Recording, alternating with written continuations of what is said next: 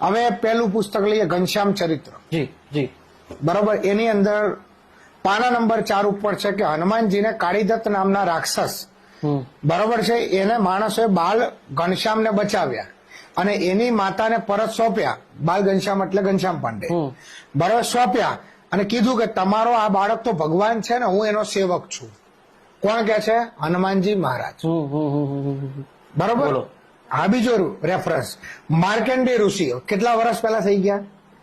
અને આ બધું ક્યારે ઘટિત થાય છે ખબર? જયારે ભારત દેશના નાગરિકો અંગ્રેજો સામે લડાઈ થાય છે ત્યારે ઘનશ્યામ પાંડેની લડાઈઓ રાક્ષસો જોડે હતી. બોલો. આ 200 વર્ષ પહેલાની વાત. જી જી બિલકુલ એકદમ માર્કંડેય ઋષિ બાલ ઘનશ્યામના ઘરે આવ્યા અને એનું નામકરણ કર્યું. પાના નંબર 7. પછી છે માતા લક્ષ્મી પધાર્યા અને બાલ ઘનશ્યામને કહ્યું મને તમારી સેવાનો લાભ આપો. લક્ષ્મીજી માતા વિષ્ણુ ભગવાનના પત્ની કે તમારી સેવાનો અમને લાભ આપો. બાલ ઘનશ્યામે કહ્યું કે હું જયારે કાઠિયાવાડ આવું ત્યારે તમે પણ આવજો ને હું તમારી ઈચ્છા પૂર્ણ કરીશ. પાના નંબર 10. ઘનશ્યામ પાંડે લક્ષ્મીજીની ઈચ્છા પૂરી કરશે. હા બોલો. આ જ જોવાનું બાકી હતું. આમ જો તો પૂરી કરી કહેવાય ને થોડી ઘણી. લક્ષ્મીજી અમને પૂરી કરી એવું લખાય છે.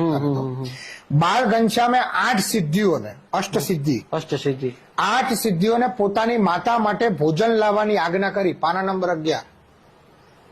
સાહેબ ક્યાંય બાકી નથી રાખ્યું. વિચાર તો કરો તમે.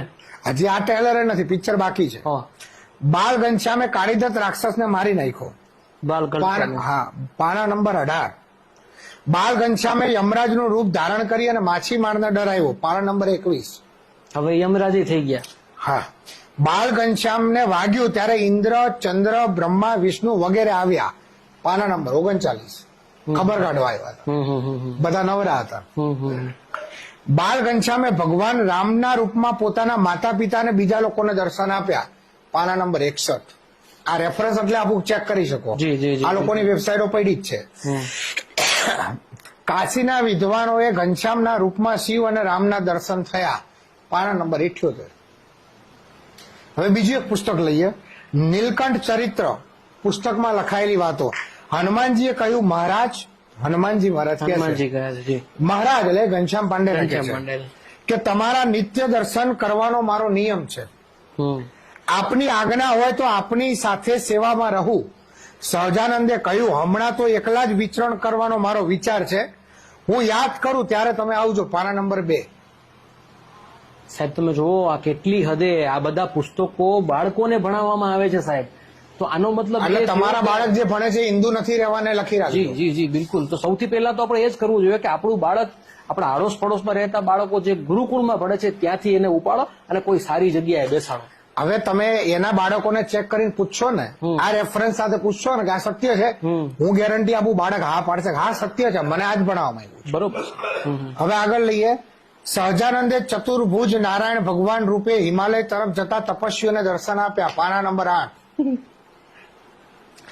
હરિદ્વારના મેળામાં સાક્ષાત મહાદેવ.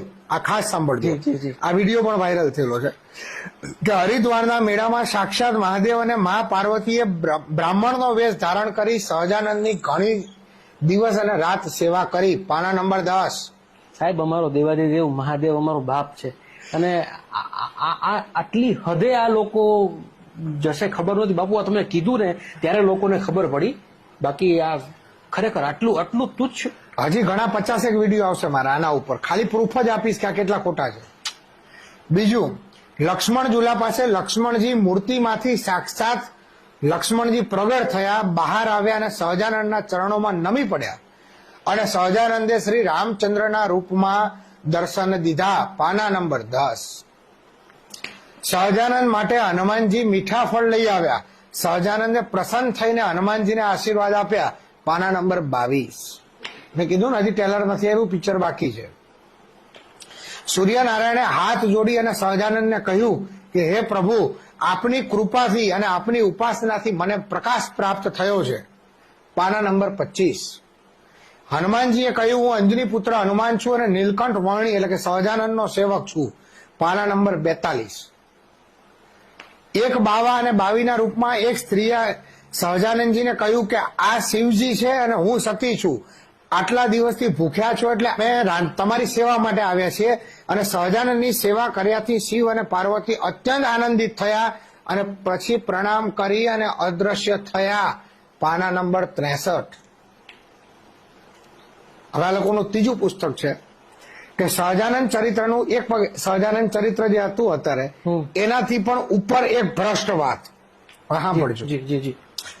સહજાનંદ સ્વામીમાં સર્વે અવતારો સમાયેલા છે. તેઓ અવતારોના પણ અવતારી અને સર્વેના કારણ છે. પાના નંબર 3. મેં કીધું ને કે આપણે એવું બતાવતા હોય કે વિષ્ણુના અવતાર છે, એવું નથી. જેટલા અવતાર છે એ બધા જ સહજાનંદના મતલબ ઘનશ્યામ પાંડેના અવતાર છે. બોલો. સ્વામિનારાયણ તો ઇન્દ્ર, ચંદ્ર, વિષ્ણુ, મહેશ વગેરે સર્વ દેવોના સ્વામી છે. તે કોઈથી જીતી શકાય તેવા નથી. પાના નંબર 10.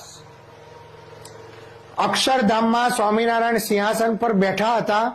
ત્યાં શિવ, બ્રહ્માદિ, અનંત દેવો, ઋષિઓ અને અવતારો એક પગે ઉભા રહી અને સ્વામિનારાયણની સ્તુતિ કરતા. પાના નંબર 15 અને 16. રુદ્ર, ભૈરવ, ભવાની આદિ જે દેવ દેવી છે તે કોઈ પણ જીવને સુખ દુઃખ દેવાના અર્થે સમર્થ નથી. પાના નંબર 31. આ એક જ સમર્થ છે.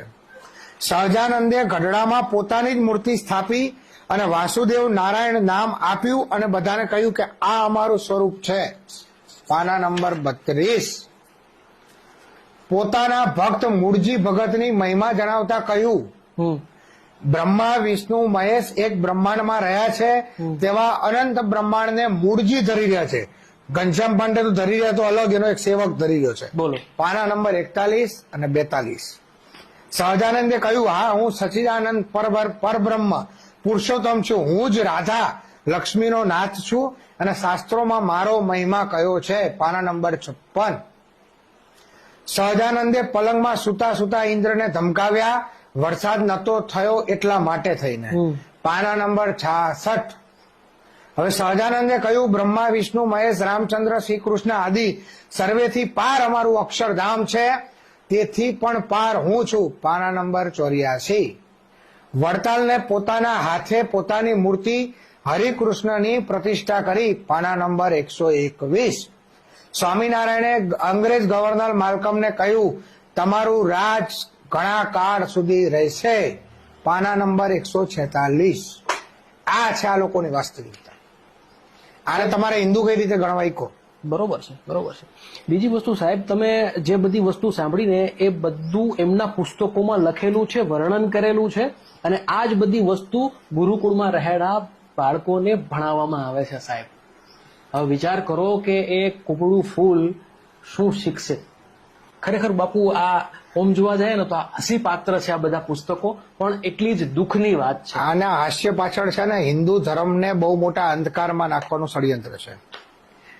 બાપુ, આ બધી વસ્તુ આપણે જોઈ, આપણે અત્યારે જાણી અને હજી અમે ઘણી બધી વસ્તુ તમારા માટે લઈને આવવાના છીએ કે આ બધી વસ્તુ થઈ રહી છે. આપણને ખબર છે, આજે આપણને ખબર પડી છે અને જનતાને પણ ખબર પડી છે. તો હવે આનો ઉકેલ શું? જો કોઈ છે ને ભૂલ હોય ને તો એની માફી હોય. જી. પણ અપરાધ અને અપરાધની માફી ના હોય.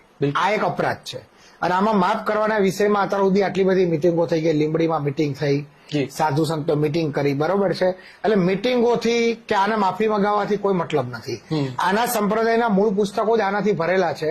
એટલે મારી દ્રષ્ટિમાં હું વ્યક્તિગત જો મત કહું ને તો આનો એક જ ઉકેલ છે કે તમે હિન્દુ નથી પહેલા તો, એટલે સનાતન ધર્મમાંથી બરખાસ્ત કરી નાખો. પહેલો મુદ્દો. બરોબર. બીજો મુદ્દો, અમારા દેવી દેવતાઓના જેટલા પણ નામ તમે વાપરો છો, બસ દેવીઓના, તમે દેવતાઓના જેટલા પણ નામ વાપરો છો, ચાહે સ્વામી નામ હોય, ચાહે નારાયણ હોય, બરાબર છે, આ બધા નામ હટાવી દો અને અમારા દેવી દેવતાઓ તમારા મંદિરમાં જે સ્થાપિત છે, જે સવાર બપોર સાંજ અપમાનિત થાય છે, એ દેવી દેવતાઓ પાછા આપી દો. અને ભારત તો સંવિધાનનો દેશ છે અને સંવિધાને દરેક ધર્મને કે દરેક સંપ્રદાયને ફાળવાની છૂટ આપી છે. તો જેમ ઇસ્લામ છે, જેમ ઈસાઈ છે, એમ તમે તમારું નવું નામકરણ કરી, બરોબર છે ને, તમે તમારો પંથ ચલાવો. અમારા દેવી દેવતાના નામ અંદરથી કાઢી નાખો. અપમાન ના હોય કે પૂજવાના, બધું જ તમામ કાઢી નાખો. તમે આપી દો ઘનશ્યામ પાંડે સંપ્રદાય, અમને કોઈ વાંધો નથી. બરોબર છે. નારાયણ હટાવી નાખો. નારાયણ હટાવી નાખો, અમારા શબ્દો અને દેવતાઓ પાછા આપી દો. બરોબર. અને પ્રજાને પણ છૂટ છે, જે પણ સંપ્રદાય ધર્મ પાડવો હોય સંવિધાનમાં છૂટ છે. જે હોય એ હિન્દુના પેટના નથી હવે, એટલે હિન્દુ લખાવાનું બંધ કરી નાખો બરોબર છે. પોતાના બર્થ સર્ટિફિકેટ ની અંદર, અને તમારું જે કાંઈ નવું ગપોડાનંદ સંપ્રદાય કે જે કાંઈ તમને ઈચ્છા થતી હોય, ઘનશ્યામ પાંડે ઉર્ફે જે કાંઈ તમને ઈચ્છા થતી હોય એ લખાવો, વાત પૂરી થઈ જાય. આ જ મારી દ્રષ્ટિમાં ઉપાય છે, બીજો કોઈ ઉપાય નથી. બાપુ, એમના મંદિરોમાં પણ એવું જોવામાં આવ્યું છે, જેટલા મોટા મોટા મંદિરો છે એમાં શિવજીનું નાનું એવું મંદિર હશે, બરોબર. ગણપતિ બાપાનું નાનું એવું મંદિર હશે, અને વિશાળ કાય મૂર્તિ જે હશે ઘનશ્યામ પાંડેની હશે. આમાં છે યોજનાબંધ રીતે આ લોકોનું કામ છે. તમે કહો છો એકદમ સત્ય છે મિલનભાઈ. થાય છે કેવું આની અંદર કે જે શોરૂમ હોય ને, એટલે શરૂઆતમાં નાના નાના મોડેલ બતાવી અને રમક બતાવીને આકર્ષણ કરવાનું, કારણ કે અમે હિન્દુ છીએ, હિન્દુ છે એવું બતાવવાનું, એટલે બાર શિવજી પાર્વતી આ બધું તમને દેખાય. હવે એ ઘેટું બીજા પડાવમાં આવે ને, એટલે એવું કહેવામાં આવે કે આ બધાના અવતાર એટલે સ્વામિનારાયણ ભગવાન છે. હવે એ ઘેટું એમ લાગે કે હવે કમ્પ્લીટ બ્રેન વોશ છે, એની ભાષામાં હરિભગત. એટલે છેલ્લે બતાવવામાં કે આ બધા સાઈડમાં સર્વોપરી તો આ છે. બરોબર છે. એટલે ધીમે ધીમે એક બાય એક સ્ટેપમાં પડાવમાં લઈ અને છેલ્લે અત્યારે એના બી હરિભક્તો બહાર આવે જ છે ને કે અમારા તો સર્વોપરી છે ને અમે તો રાખશું, પણ કોણ ના પાડે? રાખો ને તમે, બીજાના નીચા બતાવીને નહીં. એટલે જેમ ઇસ્લામ ને ઈસાઈ કલ્ટ છે, મારે આ લોકોને અલગ કલ્ટ આપી દો. અને હિન્દુઓને ખાસ કહીશ કે તમે હવે ખરેખર આ મુદ્દા ઉપર જાગો. બરોબર. બાકી તમારી આવનારી પેઢીને શિવજી શું છે ખબર નથી. પૂછશો તો એટલું જ કહેશે કે ઓલા દારૂડિયા વાળાને જે મળે ને એ શિવજી છે કે ગંજેડી છે કે નસડી, આ શબ્દો તમને સાંભળવા મળશે. જી બિલકુલ. બરોબર. એટલે એમાંથી ચેતી જાઓ. ને બીજું કે સાધુ તરીકે બીજા સાધુઓને આહવાન કરું છું કે આ વિષય ઉપર જાગો.